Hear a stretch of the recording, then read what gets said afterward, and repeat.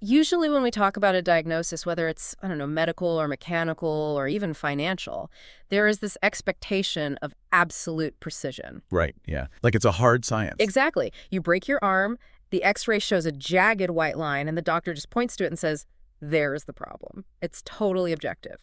But I want you to imagine applying that same level of absolute trust and really financial premium to something that is completely subjective. Oh, this is going to be good.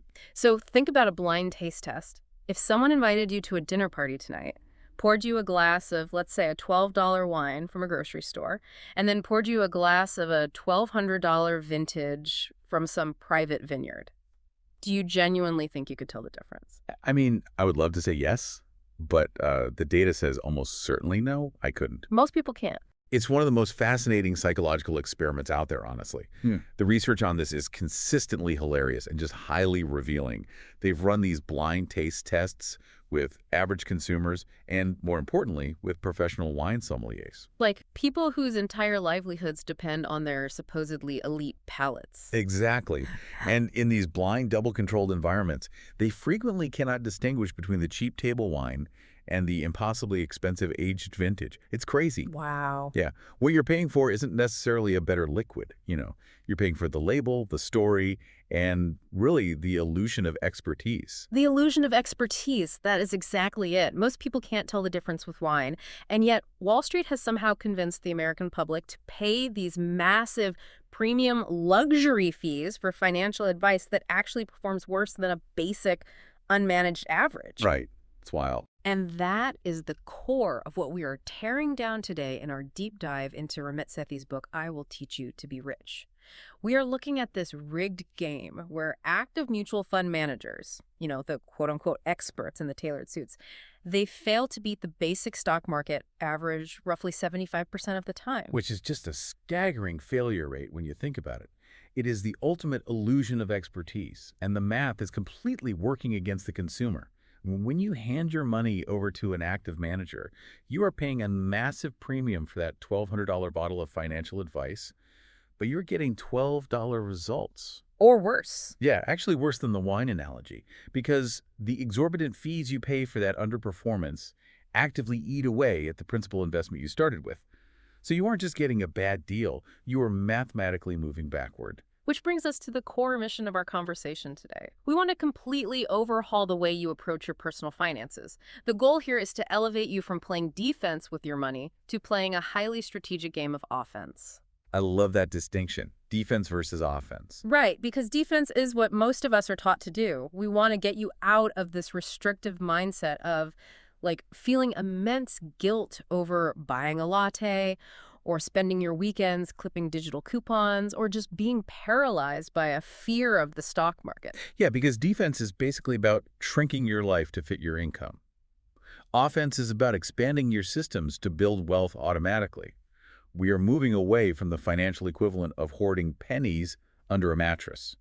Think of this deep dive as a masterclass in treating your personal finances like a well-run premium American enterprise. I mean, if you look at an Apple or Berkshire Hathaway, Warren Buffett and Tim Cook are not sitting in boardrooms aggressively debating the minutia of a 10-cent paperclip purchase. No, definitely not. They aren't trying to cut their way to trillion-dollar valuations. They are focused on system automation, strategic investments, and big wins. And that is exactly how you need to treat your money. But before we can build that kind of automated wealth-generating machine, we have to look at the psychological foundation. Why do incredibly smart, highly educated professionals make such terrible, irrational decisions when it comes to their cash? Well, to understand that, you really have to look at the parallels between the personal finance industry and the diet and fitness industry. The author makes this brilliant comparison that really exposes our behavioral flaws. Think about how people approach weight loss, right? Yo, it's a mess. It is. There is a multi-billion-dollar industry built on debating the most obscure, microscopic details of human nutrition. Yes. People will get into these fierce relationship-ending arguments over whether the keto diet is scientifically superior to Whole30, or if taking a specific, I don't know, apple cider vinegar extract speeds up your metabolic rate by 2%. Right. Or the exact minute you should stop consuming carbohydrates before you go to sleep. Everybody is just desperate for the advanced tactic, the secret supplement, the biohack. And why do we do that? We obsess over those micro tactics because it allows us to avoid the incredibly simple, deeply boring truth that applies to almost every single human being, which is just eat slightly fewer calories and exercise a bit more. It's so boring. It's incredibly boring. That's the baseline. But doing that requires discipline, and it isn't flashy. And the thing is, in personal finance, we see the exact same psychological avoidance. You'll have people sitting at a dinner party fiercely debating the geopolitical risks of the global supply chain or arguing over which artificial intelligence tech stock like NVIDIA or whatever is going to pop next month. Right, or spending hours trying to move their money to catch a 0.1% difference in a savings account interest rate. Exactly, because debating makes you feel like you are doing something productive. Yeah, if I'm reading articles about interest rates, I feel engaged with my finances. But it's a total illusion. It completely absolves you from taking the boring, meaningful action, which is just saving a portion of what you earn and investing it consistently in low-cost index funds month after month, year after year. And that illusion is heavily fueled by information overload. I mean, we are drowning in financial media that needs you to click on a new crisis every single day. Oh, yeah, the 24-hour news cycle. Right. And this triggers a psychological phenomenon that psychologist Barry Schwartz famously called the paradox of choice. The assumption in classic economics is that, giving consumers more choices maximizes their utility and freedom, but behavioral psychology proves the exact opposite. Yep. When you have too many options, you don't make a better, more optimized choice. You become paralyzed and you make no choice at all. That is so true. The fear of making the quote-unquote wrong choice completely freezes you.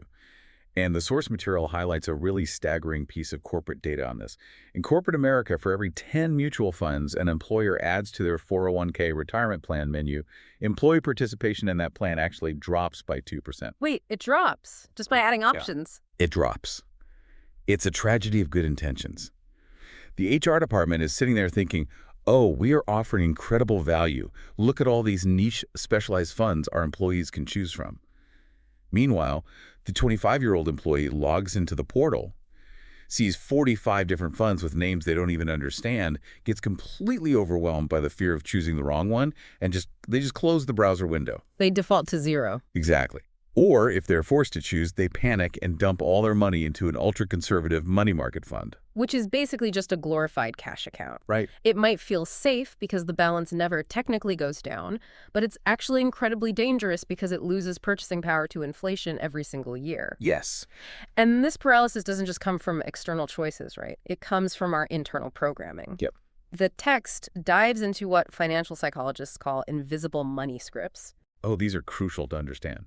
Invisible money scripts are the deeply unconscious transgenerational beliefs about money that we just absorb from our parents, our community, society at large. We don't even realize they are beliefs.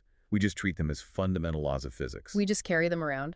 What are some of the most common ones you see really tripping people up? A major one is the stock market is just legalized gambling for rich people.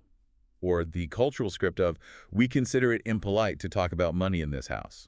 There's also the classic real estate one. Renting an apartment is just throwing your money away. Or my personal favorite, which you see literally all over social media right now, the learned helplessness of the baby boomers destroyed the economy, housing prices are rigged, the system is fundamentally broken, so I literally cannot save any money. Right, yeah. Now, to be fair, we can debate the macroeconomic truth of some of those statements later, and we will. But what's fascinating is how these scripts serve a very specific psychological purpose. Okay, how so? They are protective mechanisms. If you genuinely believe the stock market is just a casino designed to separate you from your cash, well, then you are completely absolved from the intimidating, friction-heavy task of learning how an index fund works. Yeah. You're protected from the fear of failing at investing because you've opted out entirely.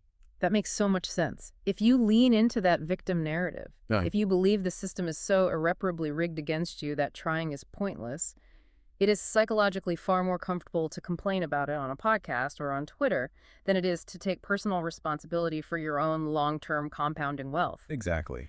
It gives you permission to focus on micro decisions, like feeling guilty about skipping a coffee rather than taking the intimidating macro action. That's spot on. And the author's antidote to this paralysis is a framework he calls the 85% solution. Okay, break that down. The core idea is that getting started is vastly more important than becoming an expert.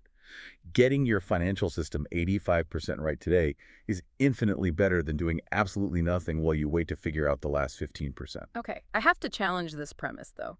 Because in a lot of areas of life, 85% is great, a B plus is a good grade.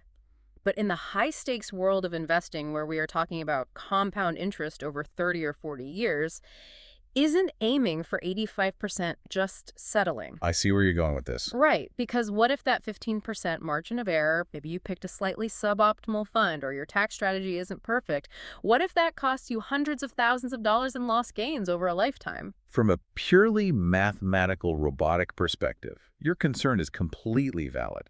Suboptimal optimization leaves money on the table. But the author's point is that we are not robots.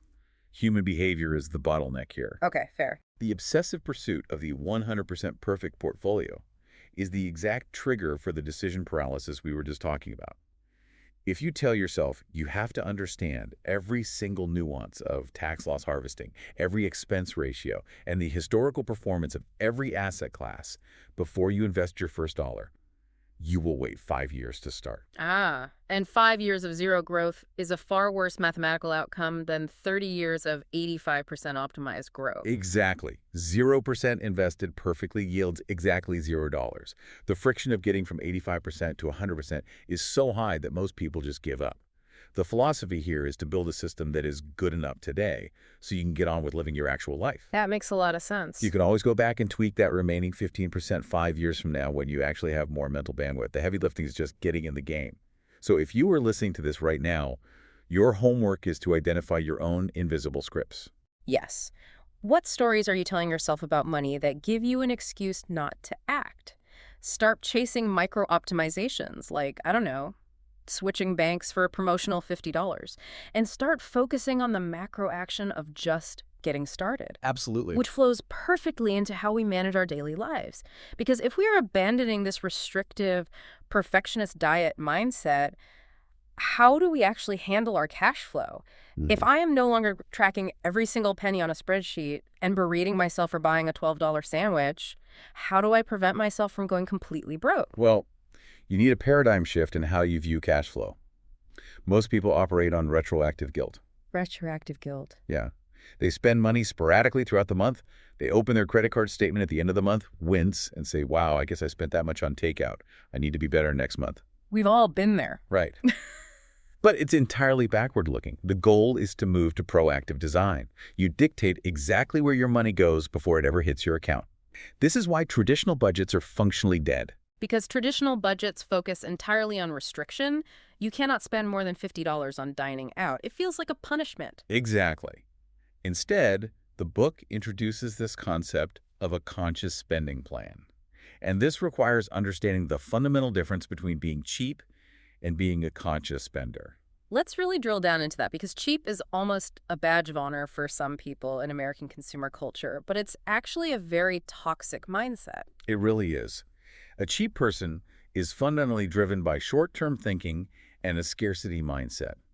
They want a deal just for the psychological hit of getting a deal, regardless of quality. Right. They will complain about the cost of everything. They will inconvenience their friends just to save $3 on parking. They leave terrible tips, and they try to apply this blanket rule of spend less to every single category of their life equally. Everything is just a race to the bottom. Exactly. A conscious spender, however, operates from a place of long-term abundance and deep self-awareness. They know exactly what they value. They will mercilessly cut costs on the things they do not care about so they can turn around and spend extravagantly on the things they love. This reminds me of the most jarring, counterintuitive case study in the source text. The author talks about a friend who spends $21,000 a year going out to bars, nightclubs, and restaurants. Ah, yes, the famous $21,000 bar tab. Yes. When you hear that number, I mean, that is almost $2,000 a month on drinks and appetizers. The immediate societal reaction is outrage. That is incredibly irresponsible. Think of what he could be doing with that money. But the text doesn't condemn him at all. It completely defends him. Why? Because that spending is completely justified within the architecture of his conscious spending plan. This guy isn't just mindlessly swiping his credit card in a drunken haze and going into debt. He has actively identified that nightlife, socializing, and buying drinks for friends is his absolute favorite thing in the world. But to afford that, he lives in a modest apartment, he drives an old, paid-off car, and most importantly, he aggressively funds his savings and investment accounts first. Oh, I see. He hits his retirement goals automatically on the first of the month. Whatever's left over is his guilt-free money, and he chooses to burn it at the bar. Okay, so how do we physically build this architecture? Because the idea of spending $2,000 on my favorite hobby with zero guilt sounds like an absolute dream. The text breaks this down into 4 specific proportional buckets. Let's walk through the mechanics of how this looks for a normal paycheck. Sure. So the 4 buckets of the conscious spending plan are designed to be a very clean, low-maintenance allocation framework. Bucket number 1 is your fixed costs. The guideline here is that this should consume roughly 50 to 60% of your take-home pay, the money that actually hits your bank account after taxes. So this is the non-negotiable stuff: rent or mortgage, utilities, cell phone bill, student loan minimum payments, car payments, and basic groceries. Correct. Bucket number 2 is investments. The text suggests targeting about 10% of your take-home pay. This money is routed directly to your wealth-building vehicles like a 401k or a Roth IRA, which we will unpack deeply in a minute. Awesome. And bucket number 3? Bucket 3 is savings goals, targeting 5 to 10%. And it's important to note, this isn't just an emergency fund for when your transmission blows up. Right. This is for short to medium-term proactive goals. You know, Christmas happens every December. You shouldn't go into debt for it. You know you want to take a vacation to Mexico next year. You are saving for these known events every single month. And finally, bucket 4, the holy grail of the system. Yes, guilt-free spending. This should represent 20 to 35% of your take-home pay. This is your money for dining out, buying clothes, going to concerts, upgrading your computer, whatever brings you joy. If we look at the behavioral economics of this, it is brilliant because it completely removes transaction friction. By pre-allocating that 20 to 35% into a guilt-free bucket, you eliminate the low-level hum of anxiety that accompanies every single daily purchase. Exactly. You aren't standing at the register at a coffee shop running complex mental math to figure out if this latte is going to bounce your rent check. You aren't living inside a spreadsheet. The money is there, it is explicitly earmarked for joy, and you are free to spend it to zero every single month without an ounce of regret. It is so similar to how a corporate R&D budget works at a massive tech company like Google or Microsoft. They sit down at the beginning of the fiscal year and allocate a massive pool of capital specifically for research and development. Right. And once that budget is approved, the executives don't sit around hoarding it, terrified to spend it. They deploy it aggressively to drive innovation and growth. In your personal life, your guilt-free spending bucket is your R&D budget for life satisfaction. You fund it, and then you use it to make your life better. That's a great analogy. But I have to step in and play reality checker for a second here. The book suggests 50 to 60% for fixed costs. Look at the modern American economy. We have seen rampant, unprecedented housing inflation. We have a generation drowning in student loan debt. It's rough out there for sure. What happens if someone sits down, does the math, and realizes their rent and student loans alone consume 85% of their take-home pay? Does this whole 4-bucket framework just instantly fall apart for the average worker today? That is the most common and honestly painful friction point for young professionals right now. If you run the numbers and your fixed costs are at 85%, you are in the financial danger zone.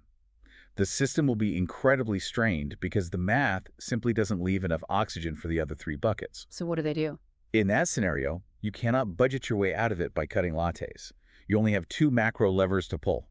You either have to drastically slash your fixed costs or aggressively increase your income. And slashing fixed costs is brutal. I mean, it means making massive structural changes to your life, moving to a significantly cheaper, less desirable apartment, getting 3 roommates, selling the car you love but have a massive monthly payment on. It is painful, absolutely. But the percentages in the book are guidelines to show you what a healthy financial ecosystem actually looks like. If your fixed costs are at 85%, the math is screaming at you that your current lifestyle is unsustainable. Yeah. You can't ignore the math. Right. So if you are listening right now, your immediate action step is to pause, grab a piece of paper, and map out your own conscious spending plan. Calculate what percentage of your income is going to those fixed costs. Figure out the one or two categories of guilt-free spending you truly love and prepare to ruthlessly slash your spending on the rest. Okay, so we have a conceptual map of where our money should go. But right now, for most people, that money is physically sitting in a traditional financial institution that is actively working against them. Oh, big time. We have to make sure our wealth isn't being slowly bled dry by the very banks holding it. This brings us to playing offense against financial institutions. Let's start with the most demonized tool in personal finance: credit cards. The ultimate villain, right? Exactly. The traditional diet advice of the financial world is always credit cards are evil, cut them up with scissors, freeze them in a block of ice, and only pay for things with physical cash. Which is the ultimate defensive posture. It operates on the baseline assumption that you have zero self-control and cannot be trusted with a financial tool. And look, if you legitimately have a spending addiction, maybe that's true. Yeah. But if you're building an offensive wealth system, credit cards are incredibly powerful tools. Because they offer perks, right? They offer thousands of dollars in hidden perks that cash simply cannot provide. We are talking about free extended warranties on electronics, primary rental car insurance, fraud protection where it's the bank's money on the line instead of your actual checking account, and of course, massive rewards points that translate into cashback or free international flights. The author's philosophy is clear. Stop being intimidated by credit card companies and start extracting value from them. You do this by setting up automatic payments so you never ever pay a late fee or carry a balance. And then you go on the offensive. How so? Use specific negotiation tactics to get them to waive annual fees or lower your annual percentage rate, the APR. Which flows right into the broader relationship consumers have with banks. The text points out that big traditional neighborhood banks essentially prey on the apathy of the average consumer. Let's look at the raw data here. Big banks in America made roughly $34 billion from overdraft fees in a single year. It's disgusting. $34 billion generated entirely from people making a math error. And then you have the infamous Wells Fargo scandal, where the bank opened 1.5 million unauthorized credit and bank accounts in their customers' names just so the branch employees could hit internal sales metrics.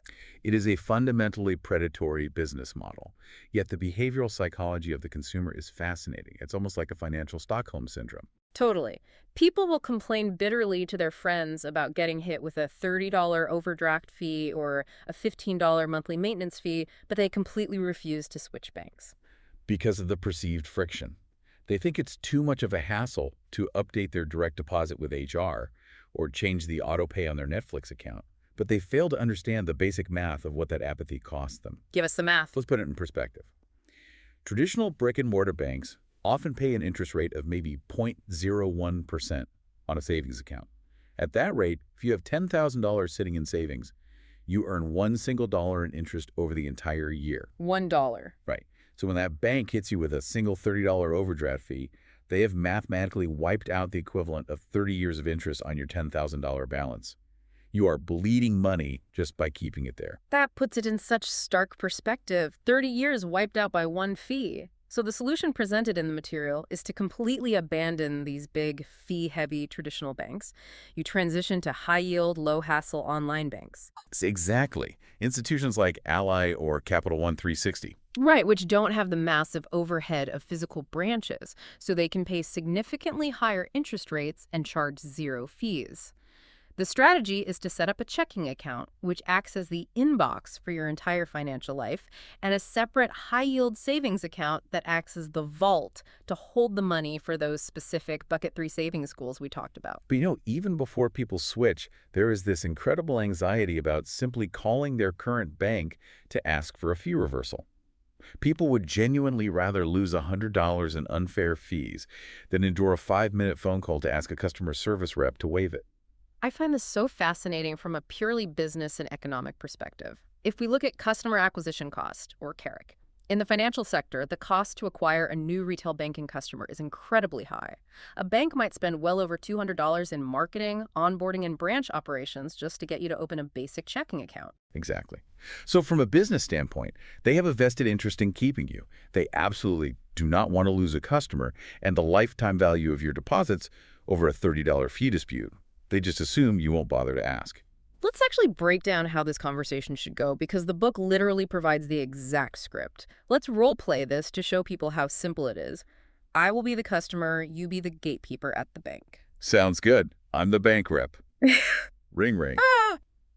Hello, thank you for calling Megabank. How can I help you today? Hi, I was looking at my statement and I noticed a $30 overdraft fee applied to my account on Tuesday, and I'd like to have it waived. I see that fee here, sir. Unfortunately, our system automatically applied that fee because you didn't have sufficient funds in the account at the exact time of the transaction. It is our standard policy, so we cannot waive that. I understand how the automated system applied it, but I have been a loyal customer of this bank for over 3 years. I wrote my direct deposit here, and this fee is an anomaly for me. I would like to get this fee reversed today, please. Let me check with my supervisor to see what we can do. Okay, sir. Looking at your history, as a one-time courtesy, we have gone ahead and reversed the $30 fee. Is there anything else I can help you with? And scene. That is a 5-minute phone call. You just made $30 in 5 minutes, which is an hourly rate of over $300 an hour. Why on earth does that terrify people? Because consumers internalize the fee as a personal moral failure. They think, I messed up my math, I overdrafted my account, therefore I deserve to be punished by the bank. They view the bank as an authority figure. Ah, I So see. you have to flip that script. It is not a moral failing. It is a simple business transaction. You have leverage as a customer, and you need to go on offense. So if I'm listening to this on my commute right now, my homework for tonight is to spend exactly 1 hour auditing my bank and credit card accounts. Look at the last 3 statements. If you see a monthly maintenance fee or an overdraft fee, pick up the phone and use that script. And if your bank refuses to drop their minimum balance requirements, start the process of moving your money to a high-yield online bank this week. Highly recommend.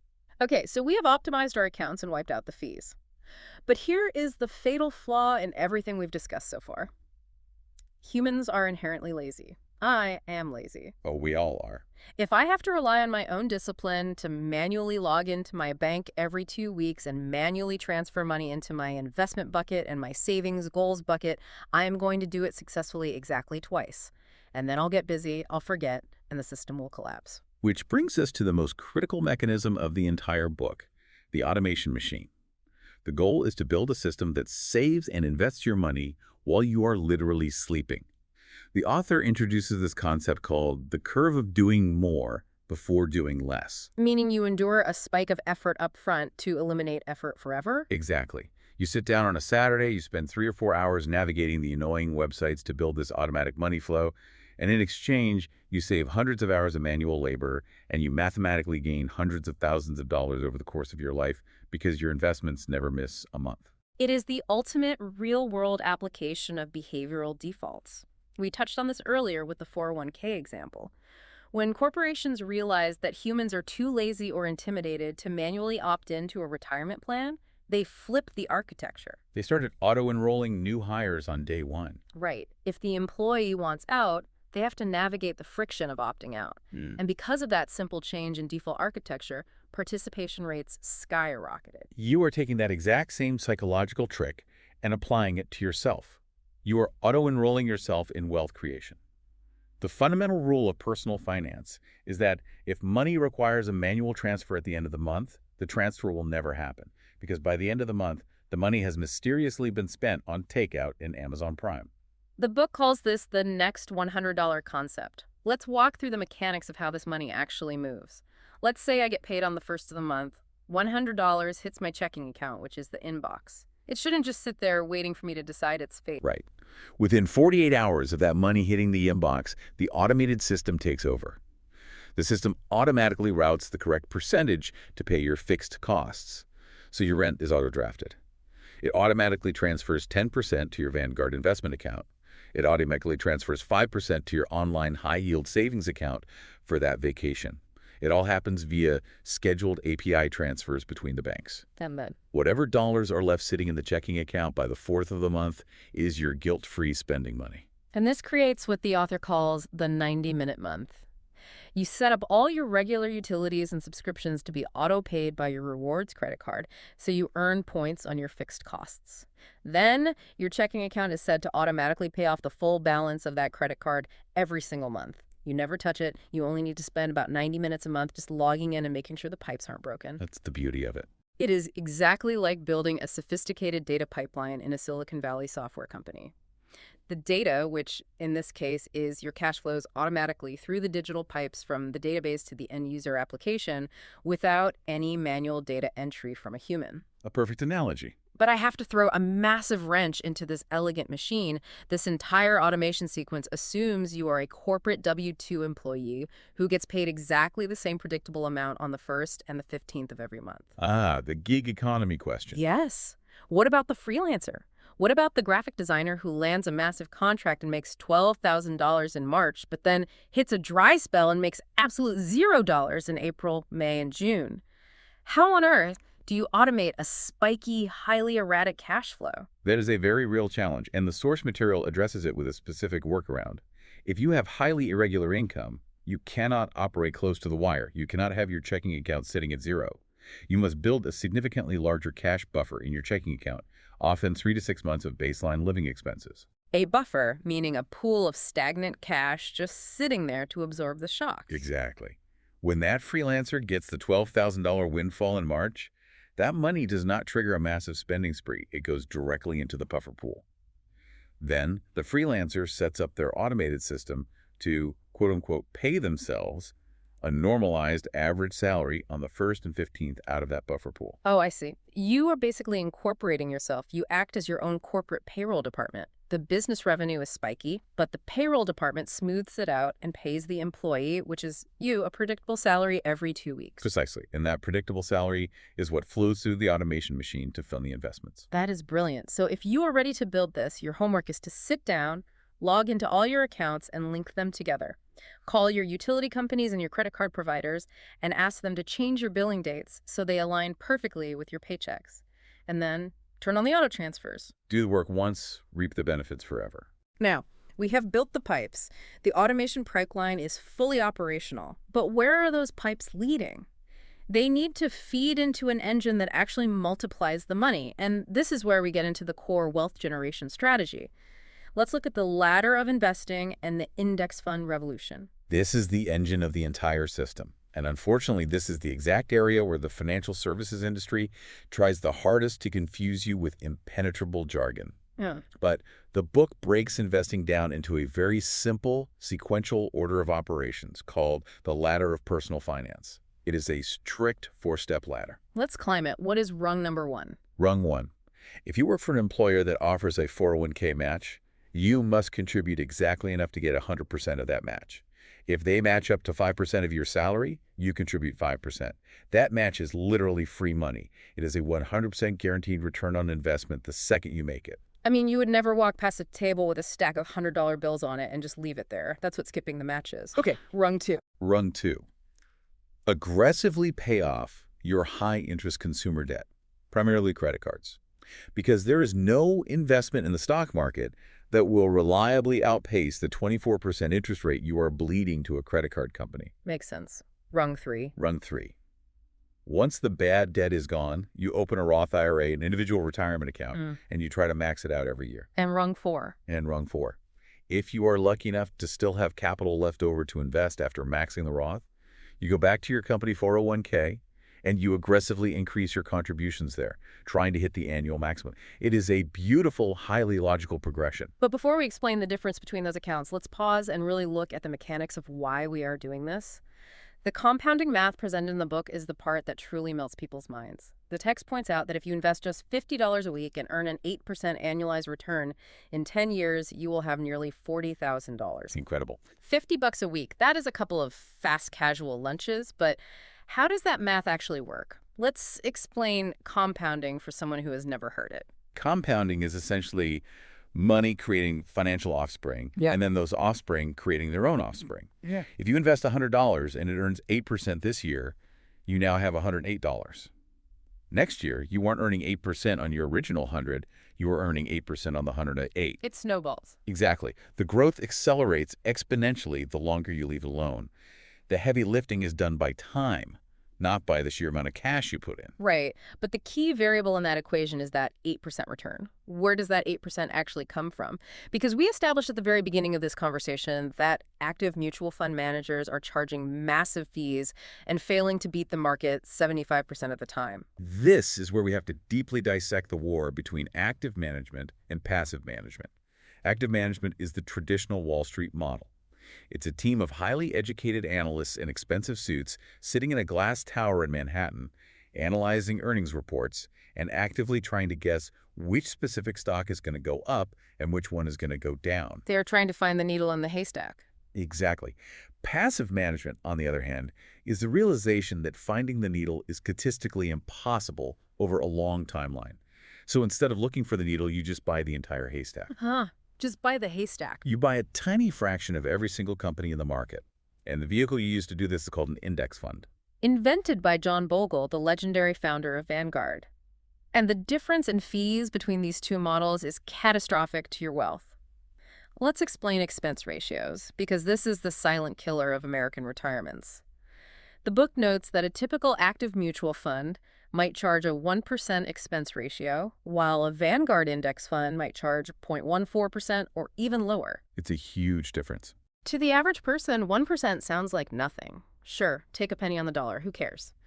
But explain how that 1% is actually calculated. It is the most deceptive number in finance. That 1% fee is not 1% of your profits. It is 1% of your entire total balance, extracted every single year, regardless of whether the fund made money or lost money. Oh, wow. Yeah. So as your portfolio grows to $500,000, they are skimming $5,000 off the top every year. And because that money is removed from your account, it can no longer compound.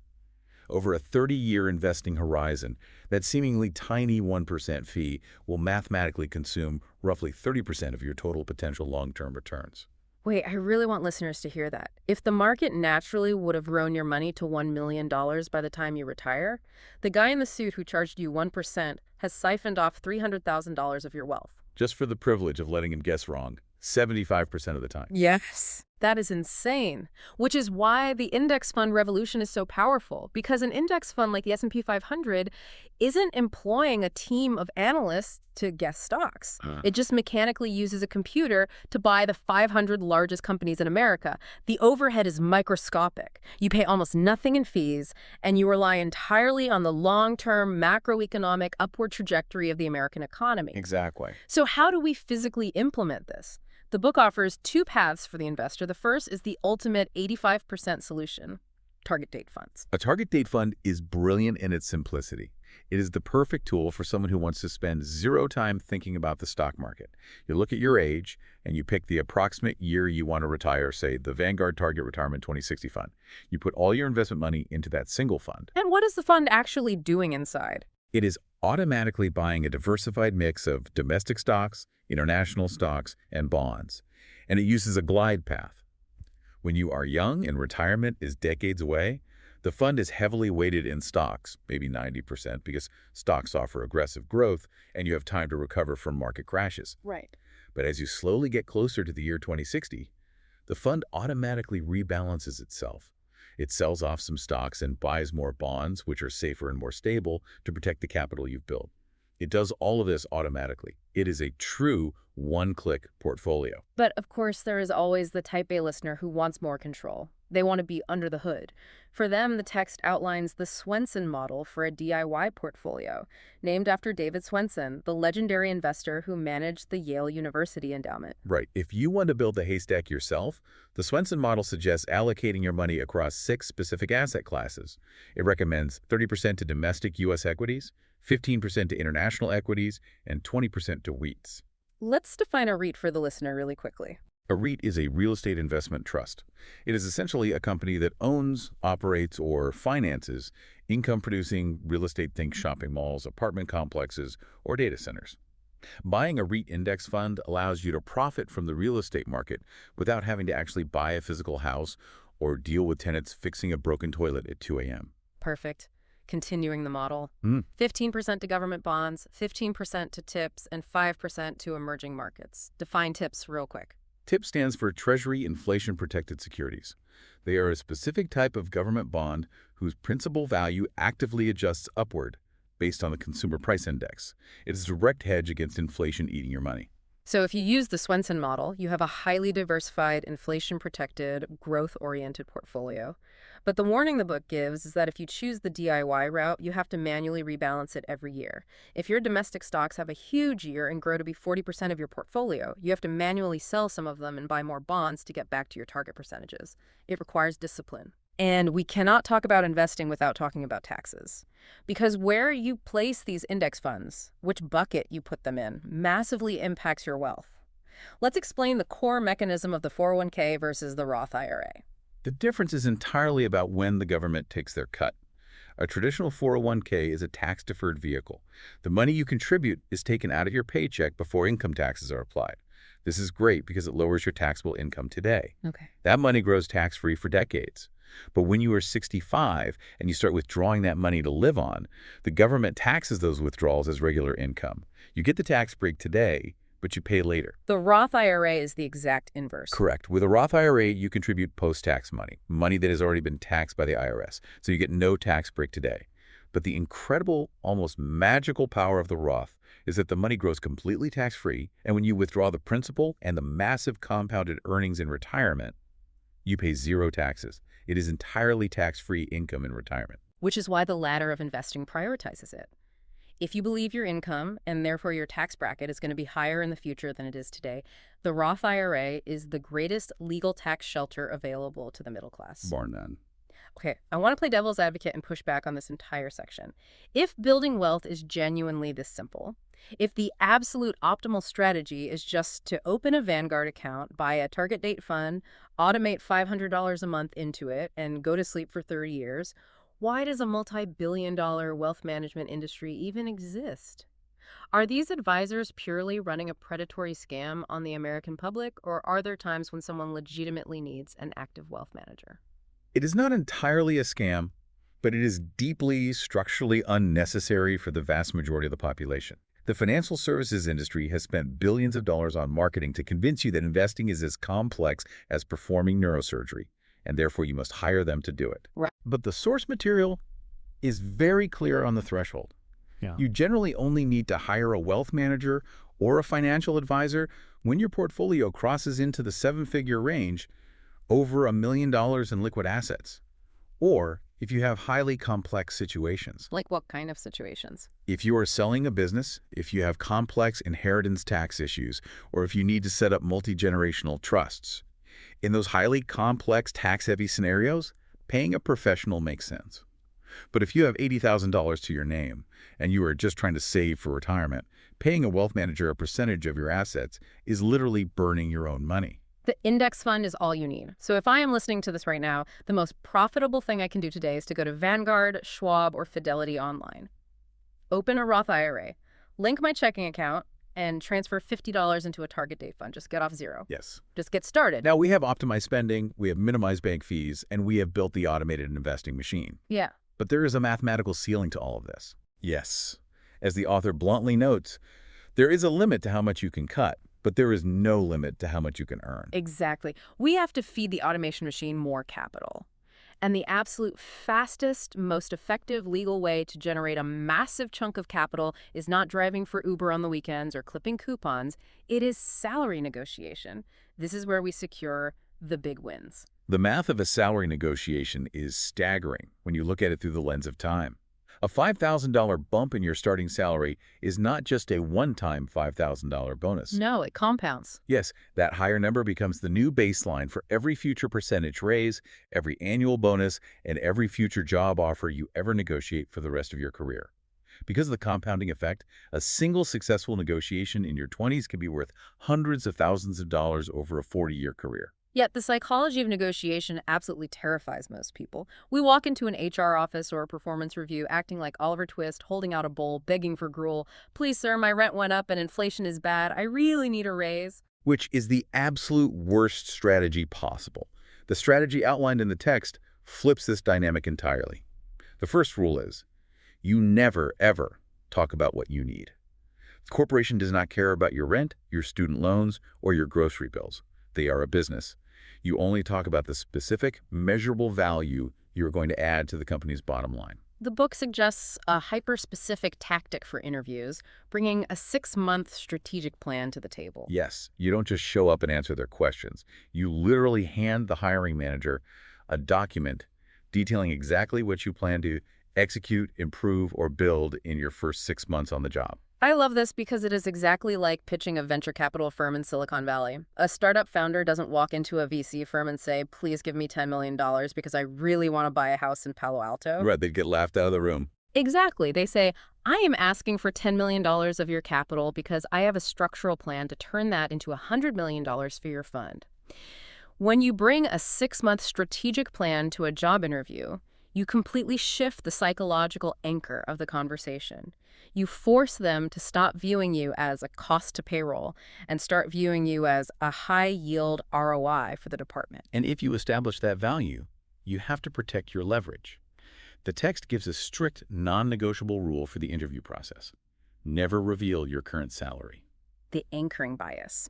If the company has budgeted $80,000 for the role, but they force you to reveal that you currently only make $50,000, they are going to offer you $55,000. And you will feel like you got a raise while they just stole $25,000 of market value from you. Precisely. But let's deal with the reality of corporate recruiting. How do you actually handle the gatekeeper? You are on a phone screen with a junior HR rep and they say, look, I understand, but our applicant tracking system literally will not let me move you to the next round without typing a number into this current salary box. You have to politely but firmly hold the line. The script is, I'm sure we can find a number that's fair for both of us if it's a good fit, but I'm not comfortable revealing my current salary history. I'd love to focus on the value I can bring to this specific role. What else can I answer for you? Give it and deflect. Exactly. And if they aggressively push back, you calmly ask to speak to the hiring manager directly. The psychology here is key. Most candidates cave because they are terrified. The job offer will be rescinded if they seem quote-unquote difficult. Oh, for sure. But you have to understand the business side. Recruiting is incredibly expensive. A company might spend $5,000 to $10,000 in agency fees and lost productivity just to find a candidate they like. If they have decided they want you, they are not going to throw away that investment and start from scratch just because you professionally ask for fair market value. But you cannot wing this. The book heavily emphasizes that you must practice. You should record yourself role-playing the negotiation on video before you go in. It is an agonizingly uncomfortable exercise, but it is necessary. You watch the video back and you realize, wow, the moment I ask for $80,000, my voice cracks, I look down at my shoes and I mumble.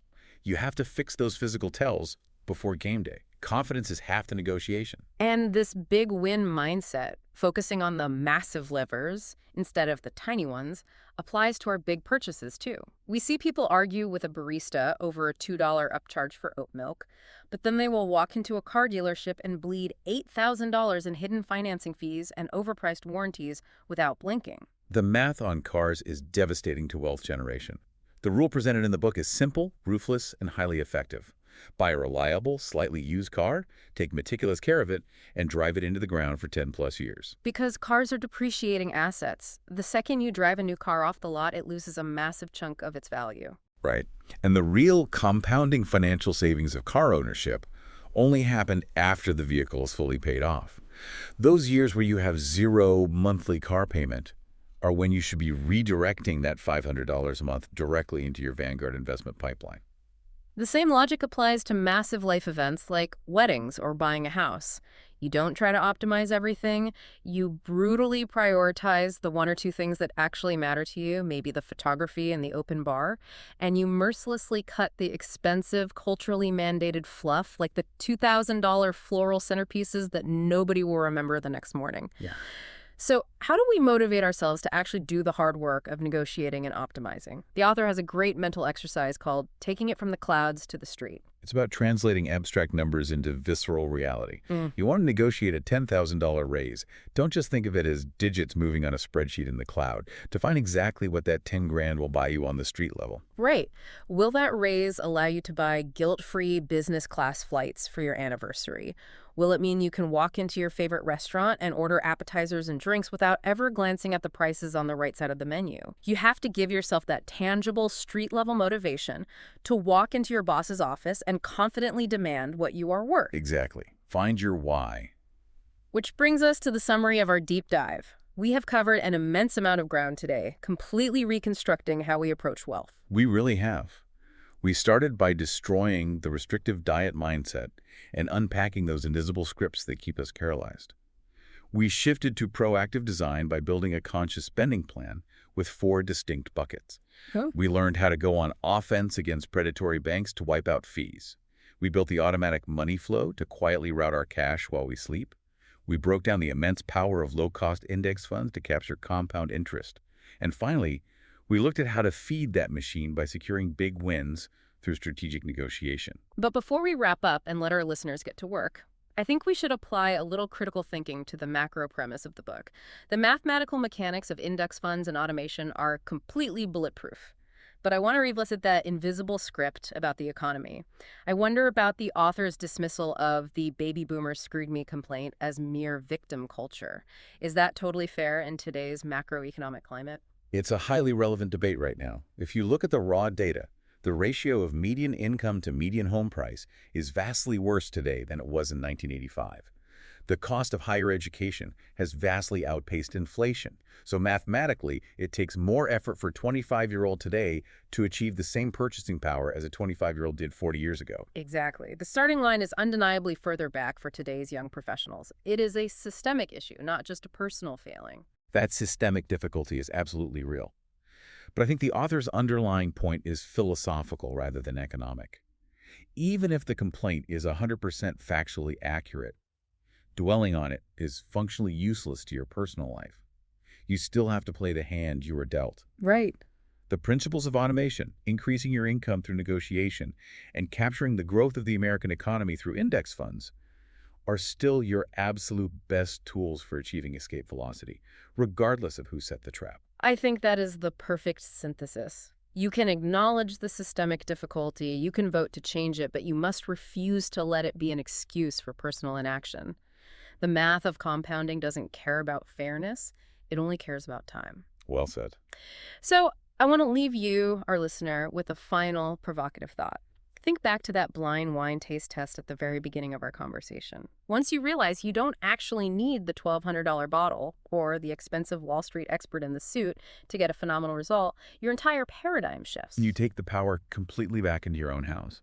Exactly. If you take just 3 hours this weekend to fully implement the systems we talked about, if your money is silently filtering into your investments, automatically paying your credit cards in full, and building up a savings fund for a trip to Japan without a single click or moment of anxiety from you, what are you going to do with all of that newly freed up mental bandwidth?